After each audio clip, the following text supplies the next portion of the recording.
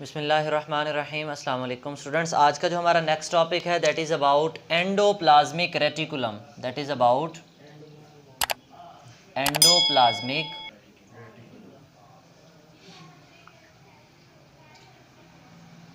Reticulum.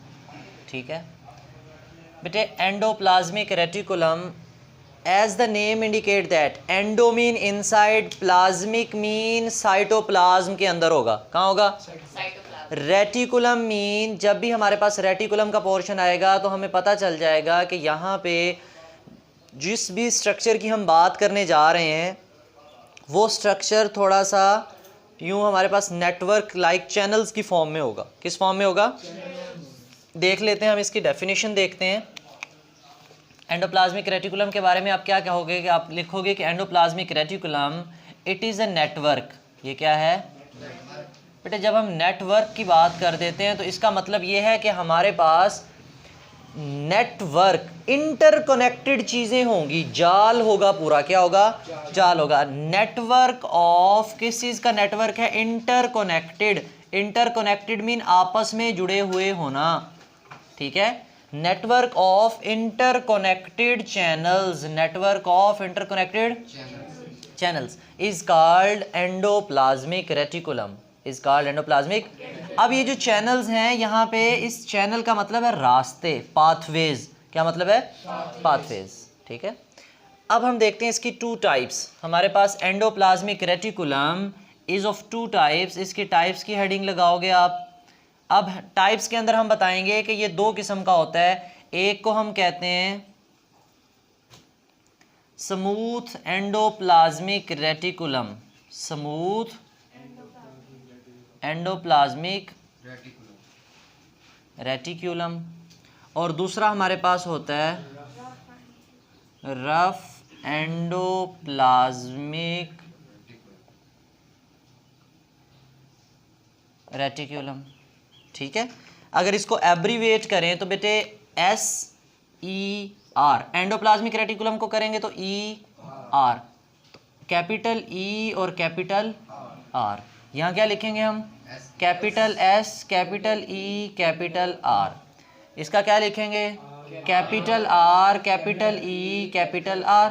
Rough endoplasmic reticulum short कैसे में पूछ लिया जाता है SER RER। अब मुँह उठा के बैठे हो तो RER क्या था, ER क्या था? तो ER mean endoplasmic reticulum. As the name indicate बेटे, पहले की हम बात करते हैं स्मूथ। स्मूथ किसे कहते हैं? ऐसी चीज जो बिल्कुल प्लेन हो। जो क्या हो? प्लेन हो। हम कहते हैं स्मूथ एंडोप्लाज्मिक रेटिकुलम को स्मूथ एंडोप्लाज्मिक रेटिकुलम क्यों कहते हैं? इसका मतलब हम उसकी डेफिनेशन लिखने जा रहे हैं। It is called as smooth due to its smooth appearance, due to its smooth appearance की वजह से इसको स्मूथ एंडोप्लाज्मिक रेटिकुलम कहते हैं। स्मूथ क्यों कहते हैं? Because it lacks ribosome. बेटे इसके ऊपर राइबोसोम्स जुड़े हुए नहीं होते। जब राइबोसोम नहीं जुड़े हुए तो राइबोसोम से टाइनी ग्रैनुलर स्ट्रक्चर, छोटे छोटे दानेदार साख्तें थी। जब वो साख्तें ही नहीं है उसके ऊपर तो वो कैसा नजर आएगा? हमें स्मूथ नजर आएगा। कैसा नजर आएगा? स्मूथ नजर आएगा। ठीक है, अब इसका फंक्शन देखते हैं। ठीक है, एक चीज़ हमारी रह गई लोकेशन, वो हम ओवरऑल जनरल की लोकेशन अभी डिस्कस कर लेते हैं। पहले इसका फंक्शन अकेले का देख लें। What is the function of smooth endoplasmic reticulum? बेटे तीन काम है हमारे पास स्मूथ एंडोप्लाज्मिक रेटिकुलम के। पहला काम ज़रा देखो, it helps in lipid metabolism, helps in lipid metabolism inside the cell. Cell में जो लिपिड मटेरियल होता है, जो फैटी मटेरियल है, उसकी तोड़ फोड़ जो करनी है, उसको जो सिंपल या कॉम्प्लेक्स बनाना है, वो किसने बनाना है? स्मूथ एंडोप्लाज्मिक रेटिकुलम ने। नंबर 1। नंबर 2, और इसका क्या काम हो सकता है? इट आल्सो डिटॉक्सिफाइज, डिटॉक्सीफाइज या डिटॉक्सिफिकेशन भी हम कहते हैं। क्या कहते हैं? डिटॉक्सिफिकेशन। बेटे टॉक्सिक किसे कहते हैं? जहरीला, टॉक्सिक किसे कहते हैं, जहरीला। डिटॉक्सिफिकेशन, कोई जहरीली चीज़ हो उसके इफेक्ट को क्या करना, ख़त्म करना। सेल में कोई ऐसा केमिकल आ जाए जो टॉक्सिक हो सेल के लिए, तो उसको क्या करेगा, ये डिटॉक्सीफाई करेगा। क्या करेगा, डिटॉक्सीफाई करेगा, ठीक है। उसके उस हार्मफुल इफेक्ट को क्या करेगा, ख़त्म करेगा, ज़ाइल करेगा। तीसरी चीज़ बेटे, it also helps in transport of the material, also helps in transport of the material, ये मटेरियल को ट्रांसपोर्ट भी करता है। सेल में एक जगह से दूसरी जगह अगर मटेरियल भेजना है तो ये किस फॉर्म में होते हैं, मैंने बताया चैनल्स, रास्ते होते हैं, ठीक है। तो ये वहाँ से मटेरियल को ट्रांसपोर्ट करने की एबिलिटी रखते हैं, गुजार देते हैं मटेरियल को। इसका थोड़ा सा स्ट्रक्चर देखें तो स्ट्रक्चर के साथ ही हम इसकी लोकेशन भी देख लेंगे। बेटे ये सेंटर में न्यूक्लियस बना दिया मैंने, ये सेल की सेल मेम्ब्रेन बना दी, ठीक है। हमने कहा कि it is a network of interconnected channel. ज़रा देखना, ये एक चैनल, ठीक है,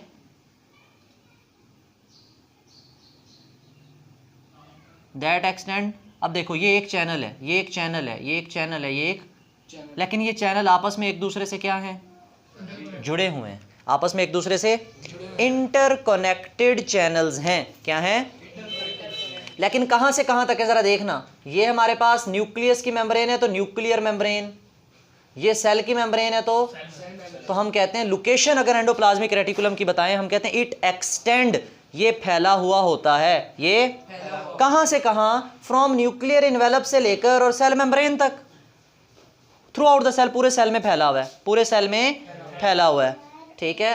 उसके बाद बेटे हमारे पास ज़रा देखो, इस जैसा अगर दूसरा ड्रा करें, इस जैसा अगर हम दूसरा ड्रा करें, ये तो हमने बनाया कौन सा, बिल्कुल इस जैसा दूसरा जो है उसका नाम क्या है बेटे, रफ एंडोप्लाज्मिक रेटिकुलम। क्या नाम है, रफ किसे कहते हैं, रफ किसे कहते हैं बेटे, खुरदरा सा हो, ठीक है।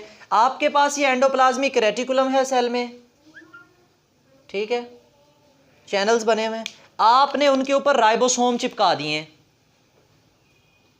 आपने उनके ऊपर क्या चिपका दिए बेटे, राइबोसोम। अब ये स्मूथ होंगे या खुरदरे हो जाएंगे, स्मूथ या रफ, रफ। क्यों इनको रफ कहते हैं, due to attachment of ribosome, इनके ऊपर क्या अटैच हुए होते हैं, ribosomes. Due to presence of ribosome, due to presence of ribosome, ribosomes की मौजूद होने की वजह से इनकी शेप, अपीयरेंस कैसी बन जाती है, रफ। इनकी अपीयरेंस स्मूथ थी तो स्मूथ कह दिया, इसके ऊपर राइबोसोम जुड़े हुए हैं तो उसको क्या कह दिया, रफ। इट इज कॉल्ड, क्या कहते हैं राइबोसोम्स की वजह से, rough endoplasmic reticulum. You know what is the function of ribosome, the main function of the ribosome is protein synthesis. आपने पढ़ा हुआ है ribosome is the factory of protein. तो देखो यहाँ पे भी कौन लगा हुआ है इसके ऊपर, तो रफ एंडोप्लाज्मिक रेटिकुलम का फंक्शन क्या बनेगा, प्रोटीन सिंथेसिस। सिंपल सी बात हो गई। हम इसका फंक्शन अगर हम बयान करना चाहें तो हम कहते हैं कि rough endoplasmic reticulum also helps in the protein formation, protein synthesis. ये क्या करवा रहा होता है, और ये प्रोटीन सिंथेसिस किसकी वजह से मुमकिन हो पा रही है, due to presence of ribosome. शक्ल भी उसकी रफ और काम भी उसका प्रोटीन बनाना, काम भी उसका। तो ये हमारे पास पूरा एक लॉन्ग क्वेश्चन बन जाता है। सबसे पहले आप एंडोप्लाज्मिक रेटिकुलम लिखोगे, होता क्या है, नेटवर्क ऑफ इंटरकनेक्टेड चैनल्स, ठीक है।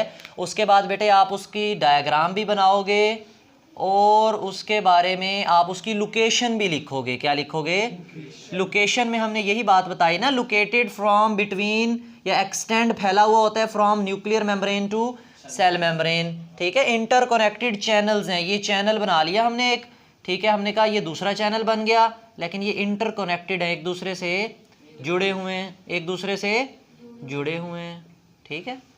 अच्छा जी, टाइप्स में देखा स्मूथ और रफ। स्मूथ को स्मूथ कहते हैं, उसके पास राइबोसोम नहीं लगे हुए। रफ को रफ कहते हैं, उसके पास राइबोसोम लगे हुए हैं। स्मूथ के 3 काम है, lipid metabolism, detoxification and transport, और रफ का एक ही काम है, that is protein synthesis. Clear. Whole topic में आपका कोई क्वेश्चन हो तो आप कमेंट सेक्शन में पूछ सकते हो। थैंक यू, अल्लाह हाफिज़।